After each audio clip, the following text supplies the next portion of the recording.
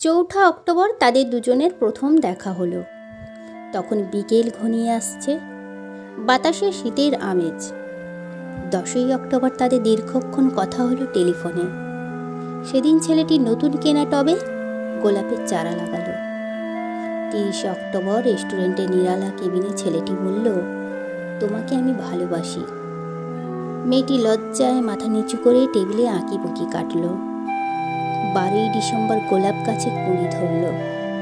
মেয়েটি রেস্টুরেন্টে ছেলেটিকে জিজ্ঞেস করলো, কেন ভালোবাসো আমায়? আমি সুন্দরী তাই? তোমার চেয়েও সুন্দরী আছে কত। আমার বাবার প্রচুর অর্থ তাই? তোমার বাবার চেয়ে বড় লোক এখানে কম আছে?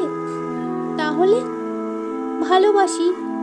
ভালোবাসি তার আবার কারণ হয় নাকি? মেয়েটি বাড়ি ফিরে বন্ধুদের টেলিফোনে